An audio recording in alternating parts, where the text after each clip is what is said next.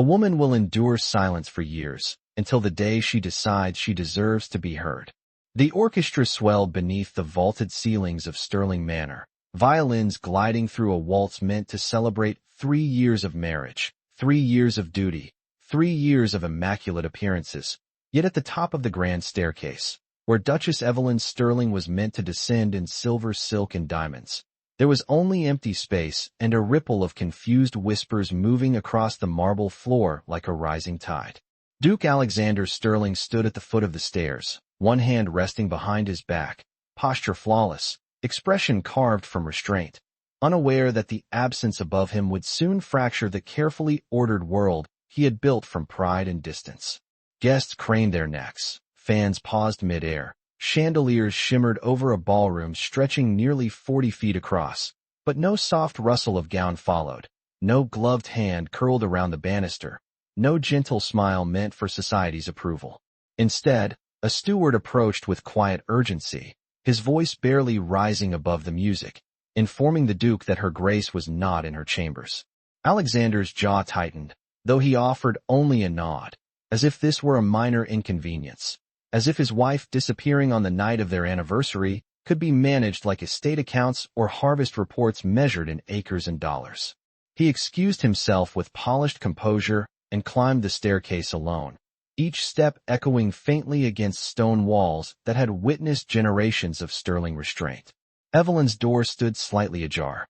Inside, the fire had burned low, casting a trembling amber glow across a room that felt abruptly unfamiliar. Her wardrobe doors were open, not in chaos, but in intention. Half the gowns were gone. The delicate perfume that once lingered like a whisper in the air was fading. On the vanity rested her wedding ring, positioned precisely atop a folded handkerchief, and written across the mirror in a single, steady line of crimson lipstick were 4 words that struck harder than accusation. No one waits forever. For 3 years she had sat across from him at a dining table 20 feet long, speaking softly into the silence he allowed to stretch between them. For 3 years she had managed charities, restored tenant cottages, memorized the preferences of a man who rarely met her gaze.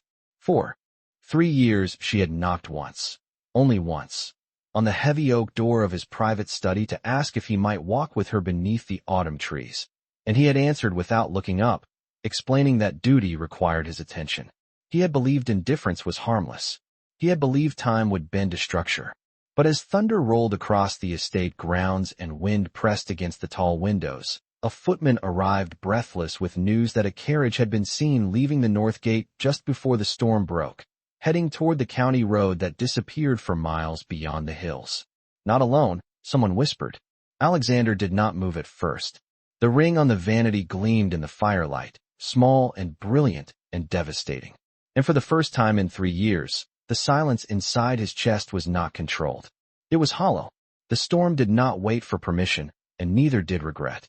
By the time Alexander descended the staircase again, the music in the ballroom had thinned into uneasy murmurs, silk skirts brushing against polished floors as guests pretended not to notice the absence that now defined the evening.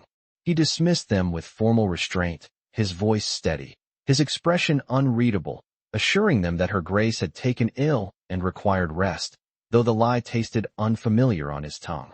Within minutes the grand hall emptied, carriage wheels crunching over gravel as society retreated from scandal before it could stain them.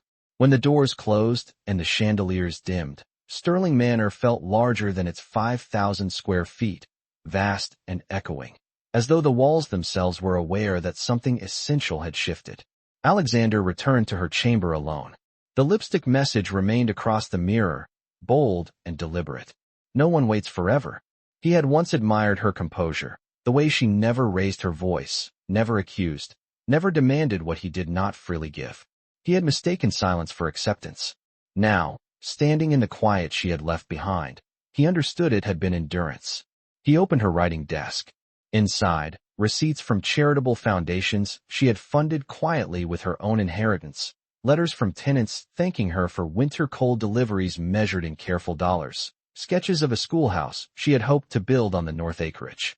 He had signed the estate approvals without reading the fine details. He had trusted her efficiency without noticing the loneliness that must have accompanied it. A knock at the door interrupted his thoughts. The head groundskeeper stood rigid in the hallway, Rain still clinging to his coat. A carriage had indeed passed through the north gate an hour earlier. The driver recognized it as belonging to the Whitmore estate. Caleb Whitmore. The name settled heavily in the room. Alexander felt something sharp move through him, not anger exactly, but a tightening awareness that another man had witnessed what he had ignored. Caleb had attended several of the charity galas, had spoken to Evelyn with an attentiveness Alexander had dismissed as polite courtesy. He remembered now the way her eyes had brightened during those conversations, a quiet light he had not seen directed at him in months. Thunder rolled again, closer this time, rattling the tall windows that overlooked acres of darkened fields. For 3 years he had believed control was strength, that distance preserved dignity, that love was an unnecessary vulnerability. He had told himself that providing security was enough, that a roof measured in square footage and bank accounts measured in stability equaled devotion. But security without warmth had become a cage, and she had finally stepped beyond its bars. He crossed the room and lifted the ring from the vanity. It felt lighter than he expected. The diamond caught the firelight, refracting small fragments of brightness against the ceiling. For the first time since their wedding day, he saw the symbol not as obligation but as a promise he had failed to fulfill. Outside, rain began to fall in steady sheets, blurring the distant road that curved beyond the hills. Somewhere along that road, Evelyn was traveling through the storm with a resolve he had underestimated. Alexander closed his hand around the ring, the metal pressing cool against his palm, and understood with a clarity that left him breathless that losing her was no longer a distant possibility. It was happening, mile by mile, and he had never once told her to stay. There are moments when pride feels heavier than iron, and Alexander felt it now as he stepped out into the rain, the storm soaking through his coat within seconds, the gravel of the North Drive crunching beneath his shoes as though the estate itself resisted his movement. He had never chased anything in his life. Not business opportunities, not social approval, and certainly not affection. Everything had come to him by title, by inheritance, by expectation measured in acres and responsibilities. Yet tonight, as lightning flickered beyond the rolling hills, he understood that what mattered most had quietly slipped beyond the gates while he stood beneath crystal chandeliers pretending nothing was wrong. The carriage house doors stood open, lanterns swaying in the wind. His stable master hurried forward, startled to see him without escort. The Whitmore carriage had indeed passed through less than an hour earlier, headed east toward the county road that stretched nearly 20 miles before reaching the river towns. The roads would be slick by now, visibility low. Alexander gave only one instruction, his voice calm, but edged with something new. "Prepare my horse." He did not wait for assistance as he fastened his gloves. Rain traced cold lines down his collar, but the discomfort barely registered. What pressed against him instead were memories, small moments he had dismissed at the time. Evelyn standing by the window in winter light, hands folded, as though waiting for something more than the day to begin. Evelyn laughing softly during a charity banquet when Caleb Whitmore had asked her opinion rather than speaking over her. Evelyn pausing in the doorway of his study months ago, her knuckles pale against the oak frame, gathering the courage to ask if he might join her for a simple walk beneath the maple trees. He had answered without looking up from estate ledgers worth millions of dollars, explaining that fiscal projections required immediate attention. He had believed there would always be another evening, another anniversary, another quiet opportunity to soften. The horse was brought forward, restless in the storm. Alexander mounted without ceremony and urged it toward the gate, rain stinging his face as the estate blurred behind him. The north fields stretched wide and dark, fences cutting thin lines across the land he had always controlled with precision. Yet control felt meaningless now. Somewhere ahead, on a road that dipped and curved through miles of forest, Evelyn was traveling away from him with a determination he had not fully understood until it was too late. He tried to imagine her expression as she left, whether she had hesitated, whether she had looked back at the manor's tall windows glowing faintly against the storm. He hoped she had not. The thought that she might have searched for him one final time and found only emptiness tightened his chest more than the cold. The wind howled across the open fields as he reached the main road. Mud splashed against his boots, the scent of wet earth rising sharp and clean. For 3 years, he had mistaken composure for strength and silence for peace. Now, with each mile he rode, he felt the fragile truth unravel. Love was not something secured by contracts or square footage or inherited wealth. It required presence. It required choosing someone every single day. And if he did not reach her before the storm carried her beyond more than just distance, he feared the quiet space she left behind would never again be filled. The rain began to thin as the road curved east, though the sky remained heavy and low, pressing against the treetops like a warning not yet spoken. Alexander rode hard through the final stretch of forest, branches arching overhead, water dripping in steady rhythms from leaves onto the dark earth below.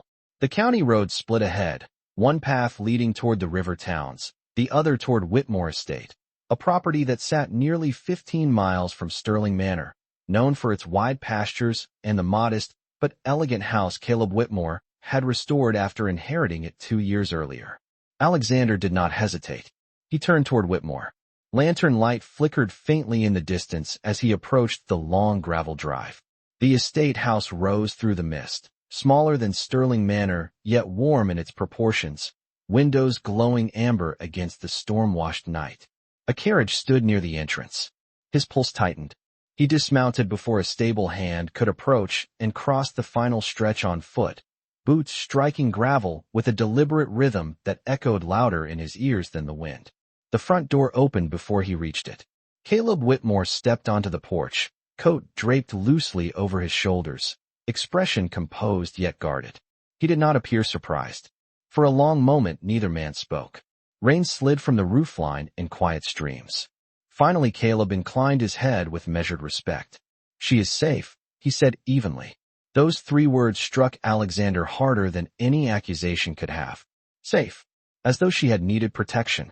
As though she had sought it elsewhere. "I would like to see my wife," Alexander replied. His voice steady but edged with restrained urgency. Caleb held his gaze without challenge. "She asked for rest. She did not ask for you." The words were not cruel. They were simply honest. Inside the house, light spilled across polished wooden floors, the faint scent of chamomile and clean linen drifting outward as the door remained partially open. Alexander could almost picture her within those walls, her silver gown replaced with something simpler, her posture relaxed in a way he had not seen in years. For the first time since leaving Sterling Manor, doubt entered him not as fear of losing her, but as fear that she might not wish to return. Caleb stepped aside slightly, but did not fully clear the doorway. "She did not come here for scandal," he added quietly. "She came because she needed distance from the life she was suffocating in." The word lingered between them. Suffocating. Alexander felt it settle deep within him, a truth he could not deny. He had built a world of order and discipline, of perfectly measured expectations, and in doing so he had forgotten that a marriage was not an estate to be managed. It was a presence to be maintained. The house fell silent for a moment, save for the soft ticking of a distant clock. Then, from somewhere beyond the entry hall, came the faintest sound of movement. A door opening. Light footsteps against wood. Alexander's breath stilled as a familiar figure appeared at the end of the corridor. Evelyn stood beneath the warm glow of a single lamp. No diamonds at her throat, no grand staircase behind her, only quiet resolve in her posture and a calm steadiness in her eyes that felt both distant and heartbreakingly clear. She did not look surprised to see him. She simply looked certain. For a moment the only sound in the Whitmore house was the steady ticking of the clock and the faint whisper of rain against the windows, and Alexander realized that he had never truly seen Evelyn as clearly as he did now, standing beneath that single lamp without jewels, without ceremony, without the title that had once defined her. She wore a simple cream dress, sleeves rolled slightly at the wrists as though she had been helping in the kitchen or tending to something practical, and there was color in her cheeks that had not been there at Sterling Manor. She did not rush toward him. She did not turn away. She simply met his gaze with a calm that unsettled him more than anger ever could. Caleb stepped back quietly, offering them privacy without fanfare, the door closing with a soft click that left the two of them facing one another across a hallway that felt longer than any ballroom. Alexander removed his glove slowly, rainwater still tracing faint lines down his coat. "I came to bring you home," he said at last, The words measured, but carrying a tremor he could not quite disguise. Evelyn tilted her head slightly, studying him with an attentiveness he realized he had rarely granted her. Home, she repeated softly, as though testing the word. Sterling Manor has never truly been that for me. The sentence was not cruel. It was honest. He felt it settle between them like a mirror reflecting years he had refused to examine.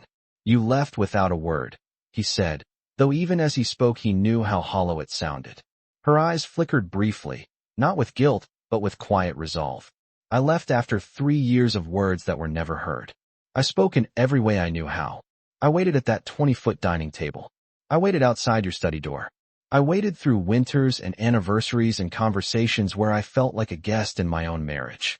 Her voice remained steady, but something fragile lived beneath it. You never asked me to stay, Alexander. The simplicity of that truth stripped away every defense he had built. He had believed providing stability measured in dollars and acres was enough. He had believed affection would follow naturally once obligations were met. Instead, he had offered structure without warmth, presence without attention. He stepped closer, careful not to reach for her yet, as though the space between them required permission. I did not know how to love you properly, he admitted, the words unfamiliar but necessary. I thought restraint was strength. I thought distance would protect us both. Protect us from what? She asked gently. From feeling too much. The confession hung in the air, fragile and exposed. She looked at him for a long moment, and he saw not anger but exhaustion, the weariness of someone who had carried hope longer than it should have been carried alone. I did not leave for another man, she said quietly. I left because I was disappearing. I needed to remember who I was beyond your silence. The statement did not accuse. It clarified. Outside, thunder rolled faintly in the distance, softer now, as though the storm itself was passing. Alexander reached into his coat pocket and withdrew the ring, its diamond catching the warm light between them. I do not want you to return because it is expected, he said carefully. I want you to return because I choose you. Not as a duchess. Not as an obligation. As my wife. The word trembled in his voice, stripped of pride. Evelyn's gaze shifted to the ring, then back to his face, searching not for grandeur, but for truth. And for the first time since their wedding day, he did not hide from her scrutiny. The ring remained between them, suspended in the fragile space where pride once ruled, and for several long seconds Evelyn did not reach for it. The lamplight traced a soft glow along the diamond, scattering reflections against the wooden floor, but her gaze did not linger on its brilliance. It studied him instead. Alexander had never felt more exposed. Titles, estates, accounts measured in millions of dollars, acres of fertile land stretching beyond the horizon. None of it shielded him now from the simple truth in her eyes. You choose me now, she said quietly, her voice neither sharp nor soft, simply steady. But where was that choice when I stood beside you every day and felt invisible? The question was not dramatic. It was measured, like a ledger entry long overdue. He swallowed, aware that any excuse would sound like retreat. I believe love would grow from stability, he answered honestly. I thought if I provided everything materially, the rest would follow. I did not understand that presence cannot be replaced by provision. She looked down briefly, fingers brushing the edge of a small wooden table as though grounding herself in the moment. I did not need grand gestures, Alexander. I needed you to look at me across that 20-foot table and see more than responsibility. I needed you to walk beside me in the garden without glancing at your watch. I needed you to ask how I felt and wait for the answer. The simplicity of her words cut deeper than anger ever could. He took one careful step forward, stopping close enough to feel the warmth of the room, but not close enough to presume forgiveness. I cannot change what I failed to do, he said, voice lower now. But I can change what I choose from this moment forward. I rode through a storm tonight, because for the first time I understood that losing you would not be an inconvenience. It would be the loss of the only person who has stood beside me without condition. She inhaled slowly, and he noticed the faint tremor she had hidden so carefully before. I did not leave to punish you, she admitted. I left because staying felt like fading. I wanted to remember that I am more than a title, more than an empty seat at a formal dinner. Her eyes lifted to meet his again, clear and searching. If I return, it cannot be because you are afraid to be alone. It must be because you are ready to stand with me. Not ahead of me. Not distant from me. With me. The words settled into him with quiet finality. He extended the ring toward her, not demanding, not pressing it into her hand, simply offering. "Then stand with me," he said, the restraint in his tone replaced by something steadier and far more vulnerable. "Choose me the way I am choosing you now." Outside, the last of the rain softened against the windows, the storm losing its force. Inside the Whitmore house, beneath warm light and unadorned walls, the future of their marriage rested not in wealth or expectation, but in whether two people could learn to meet each other without armor. Evelyn looked at the ring, then at his open hand, and for the first time in 3 years, Alexander waited not with entitlement, but with hope. Hope is far more frightening than despair, because hope asks you to risk everything again. Evelyn's fingers hovered above the ring, close enough to feel the faint warmth from Alexander's hand, yet she did not immediately close the distance. The silence between them was no longer sharp with accusation. It was heavy with decision. In the quiet hallway of the Whitmore house, beneath soft golden light and walls free of titles or expectations, she studied the man who had once seemed carved from marble and distance. Tonight, he did not look untouchable. He looked human. "I cannot return to the same life," she said at last, her voice steady though her eyes shimmered with restrained emotion. "I will not sit at the end of a 20-foot table and measure my worth by how quietly I can endure. If I come back, it will be to a marriage that breathes." Alexander did not interrupt. He had learned, painfully and too late, that silence could either wound or protect. This time he allowed it to protect her words. "Then we build something different," he answered. "Not grander, not louder, just honest. I will move my study from the West Wing if I must. I will shorten the table. I will walk with you in the mornings, even if estate reports remain unfinished." None of it sounded dramatic. That was the point. It was practical. It was deliberate. It was choice. A faint smile touched the corner of her mouth, not from amusement, but from recognition that he was speaking in a language she understood. Consistency. Presence. Effort measured not in dollars, but in minutes shared. Caleb's footsteps shifted faintly in a distant room, a reminder that this conversation was not staged for pride or competition. It was private, real. Evelyn finally extended her hand. Instead of taking the ring immediately, she gently closed his fingers back around it. "I am not ready to wear it tonight," she said softly, "but I am willing to see if we can earn it again." The words did not reject him. They offered a path. Relief did not rush through Alexander as triumph. It settled slowly, like warmth returning after cold rain. He nodded once, understanding that forgiveness was not an event, but a process measured day by day. "Then come home tomorrow," he said carefully. "Not because you must, because you want to see if it can be different." She considered the proposal, gaze drifting briefly toward the rain-streaked window where the storm had nearly passed, clouds thinning to reveal faint moonlight over acres of quiet fields. "I will come back for a trial of truth," she replied. "And if you retreat into silence again, I will leave without hesitation. This time there will be no waiting." The boundary was clear, firm, necessary. Alexander met it without protest. "That is fair." For the first time since arriving at the Whitmore house, the tension in his shoulders eased. Not because he had won, but because she had not closed the door entirely. Evelyn stepped slightly closer, close enough for him to see the strength beneath her composure. "I never needed a perfect husband," she said quietly. "I needed a present one." The simplicity of that confession reshaped everything he thought strength required. Outside, the last rumble of thunder faded into the distance.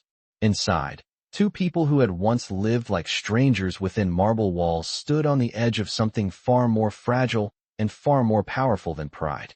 Not certainty, not resolution, but the deliberate decision to try again. Morning arrived quietly over Whitmore estate, pale sunlight stretching across damp fields that glistened after the storm, and for the first time in years Alexander did not wake beneath the vaulted ceilings of Sterling Manor, but in a modest guest room offered without ceremony. He had insisted on staying the night only after Evelyn agreed, not as husband reclaiming authority, but as a man willing to wait for morning. The house was smaller, its hallways narrower, its ceilings lower, yet it felt warmer than the marble expanses he once believed signified strength. When he stepped outside just after dawn, the air was crisp, carrying the clean scent of rain and earth, acres of pasture unfolding in soft green waves under a clearing sky.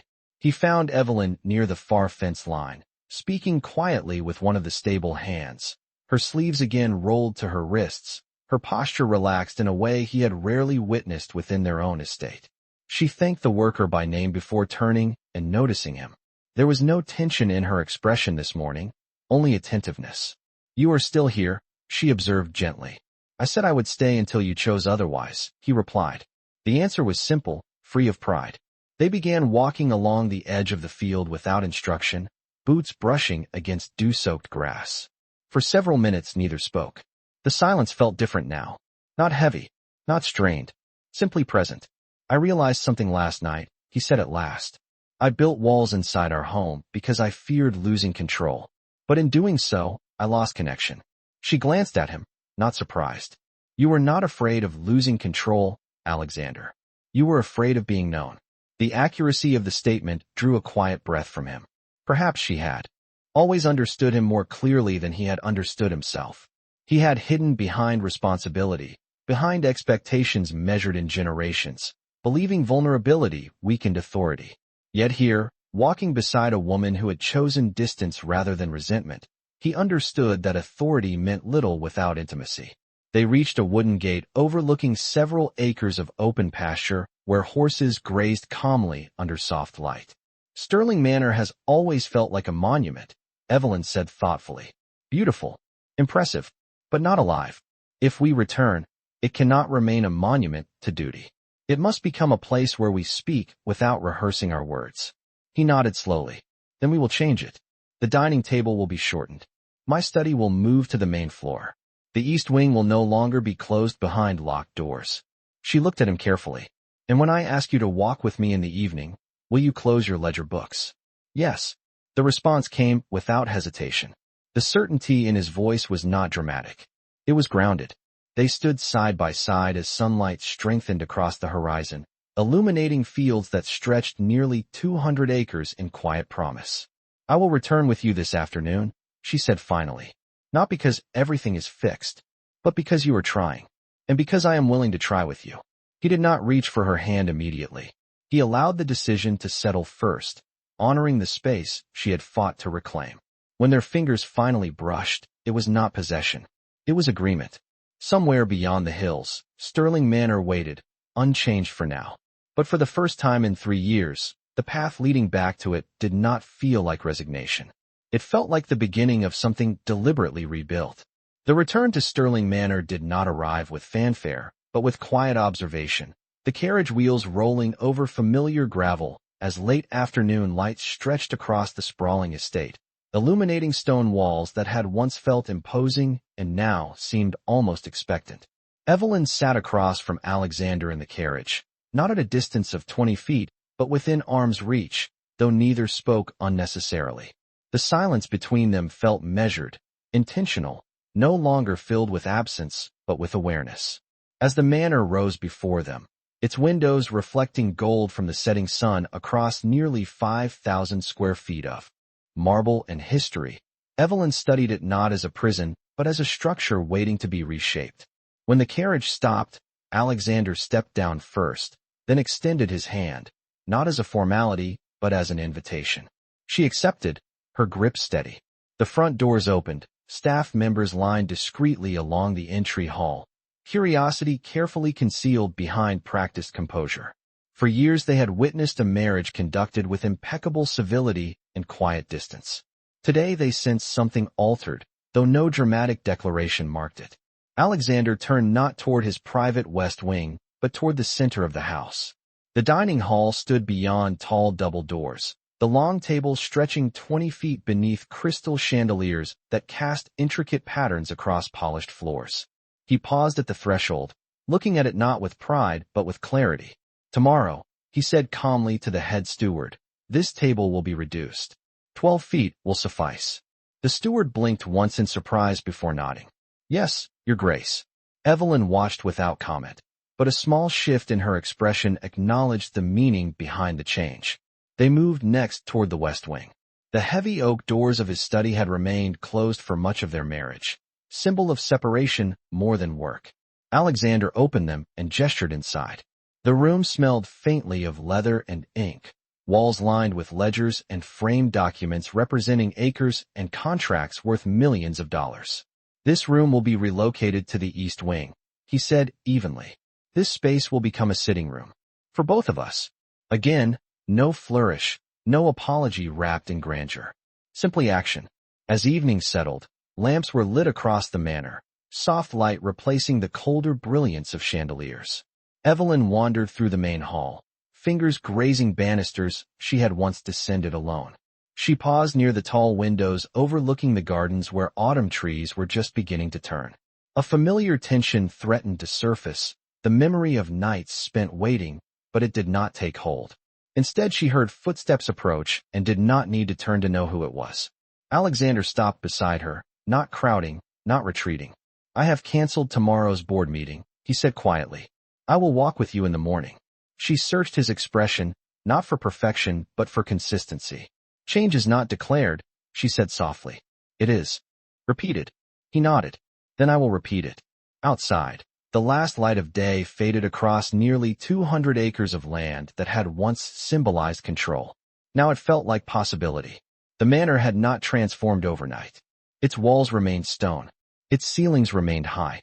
But within it stood two people no longer separated by pride disguised as strength.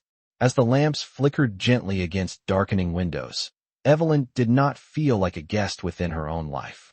And Alexander, standing beside her without distance, understood that love was not secured by possession but sustained by presence, chosen not once, but every day thereafter. Morning unfolded with deliberate quiet across Sterling Manor, pale sunlight filtering through tall windows and tracing soft lines along marble floors that no longer felt distant. The shortened dining table had already replaced the 20-foot stretch of polished wood, its 12-foot length positioned nearer the hearth, transforming the vast room into something almost intimate. Staff moved discreetly, careful not to stare, yet unable to ignore the visible changes that had begun overnight. Evelyn entered the hall slowly, her steps measured but unburdened, pausing when she saw the altered space. The room seemed to breathe differently. Less echo, less emptiness. Alexander stood near the fireplace, sleeves rolled slightly, as though he had been assisting with the rearrangement rather than issuing orders from a distance. When he looked up and saw her, he did not straighten in authority. He simply met her gaze. "Breakfast will be here shortly," he said, voice calm. "I thought we might sit near the windows." She studied him, searching for habit, for retreat, for the reflex of detachment that had defined their years together. Instead, she saw attention. They took their seats side by side rather than opposite ends, sunlight warming the table between them. For a moment, they did nothing more than share quiet presence. It felt unfamiliar, yet steady. After breakfast, Alexander closed the leather folder resting beside his plate and left it there. "The estate can wait an hour," he said. "The gardens cannot." She rose without hesitation, and together they stepped through tall glass doors into the grounds that stretched across nearly 200 acres of cultivated land and winding paths. Autumn had begun its slow arrival, leaves tinged gold and amber, air cool enough to carry the scent of earth and distant pine. They walked, without urgency, boots brushing gravel, shoulders nearly touching. It was not a grand gesture. It was repetition. When Evelyn paused near the maple trees where she had once waited alone, he paused as well. "I remember this place," he said quietly. "I remember you standing here and asking if I might join you. And I remember telling you I had more pressing matters." She looked at him, surprised not by the memory but by his willingness to speak it. "You always had pressing matters." He nodded once. "I will always have responsibilities. But they will not come before you again." The promise was not dramatic. It was deliberate. A breeze moved through the trees, scattering a few leaves across the path. She reached out instinctively to brush one from his shoulder, the gesture small yet intimate in its simplicity. He did not step away. Instead, he covered her hand briefly with his own, a silent acknowledgement that presence required physical closeness as much as emotional openness. Inside the manor, workers continued adjusting rooms that had once been separated by locked doors. The West Wing study was being relocated as instructed, furniture moved with careful precision. The house itself was shifting, not through spectacle but through choice enacted in real time. As they continued walking, Evelyn realized something subtle yet profound. She was no longer waiting. Not for attention, not for affection, not for permission to exist fully within her own marriage. Alexander glanced at her, as though sensing the shift. "Tell me what you need next," he said softly. She did not answer immediately. She allowed the question to settle, to feel its weight and sincerity. Then she replied with quiet certainty. "Consistency." He inclined his head.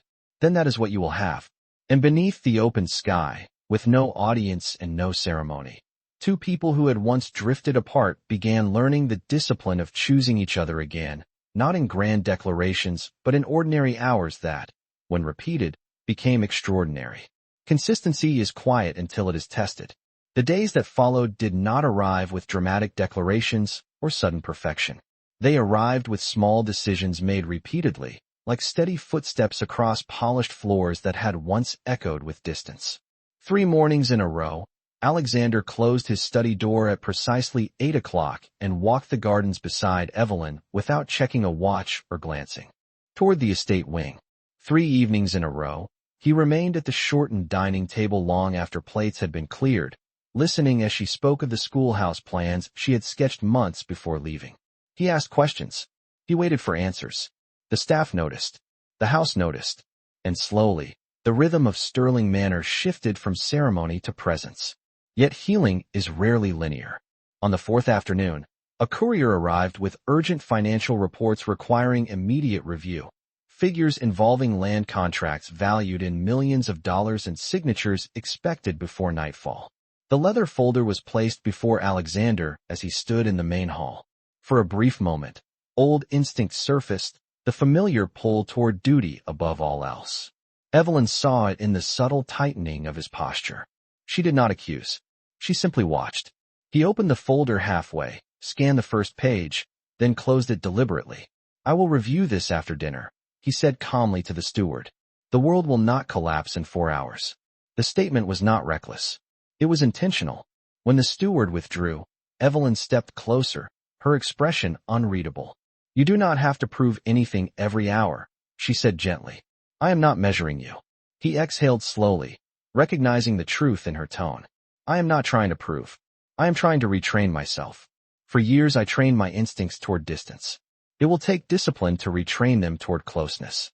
There was humility in the admission, and she felt it. That evening, as they walked the eastern corridor where his former study was being transformed into a shared sitting room, Evelyn paused near the doorway. Shelves once lined with ledgers were now cleared, sunlight reaching spaces that had not seen it in years. She traced her fingers along the empty wall. "This room once represented everything that kept us apart," she said softly. He moved beside her, not defensive, not proud. "Then let it represent something different. We can place your schoolhouse plans here. We can build them from this room." The suggestion surprised her, not because it was grand, but because it acknowledged her work as equal to his. Outside the tall windows, nearly 200 acres stretched beneath a sky painted in early autumn colors, fields that had once symbolized inheritance and control, now feeling like shared responsibility. Later that night, as lamps cast warm light across the hall, Evelyn found herself lingering in the doorway of their bedroom. The air felt different, not heavy with unspoken distance, not staged with politeness. Alexander approached quietly and stopped a respectful distance away. "I do not expect immediate comfort," he said. "I expect patience." She met his eyes, searching not for perfection but for steadiness. "Patience requires consistency," she replied. "Then I will remain consistent," he answered. There were no dramatic embraces, no sweeping declarations. Only two people standing within the same room without retreat. For the first time in 3 years, the silence between them did not threaten to swallow what remained. It held space for something rebuilding, fragile yet deliberate. And as the manor settled into night, its walls no longer echoing with separation, Evelyn understood that trust was not restored in a single promise. It was restored in repeated presence, in moments where old habits were challenged and new choices were made. Alexander understood something equally vital. Love was not realized the night she left. It was proven in the days she returned. Trust is not tested in grand crises, but in quiet rooms where old habits wait patiently for a return. Nearly 2 weeks had passed since Evelyn stepped back into Sterling Manor, and the changes within its stone walls had begun to feel less like adjustments and more like foundations. The shortened dining table had become familiar, the shared sitting room in the former West Wing now holding not ledgers but architectural sketches, ink bottles, and detailed plans for the schoolhouse she intended to build on the northern acreage. Yet on this particular afternoon, the air inside the manor carried a different tension. A formal invitation had arrived from the neighboring estates, requesting their presence at a regional gathering that would draw nearly every prominent family within a 50-mile radius. It would be the first public appearance they would make together since her departure. Evelyn stood near the tall windows overlooking the gardens, the invitation card resting lightly between her fingers. Public perception had once defined her role. Whispers had followed her through ballrooms and corridors, quiet speculation about the distance in her marriage, about the silence beside her at formal events. Alexander approached slowly, aware that this moment held more weight than any financial report. "We do not have to attend," he said carefully. "I will decline, without explanation if that is what you prefer."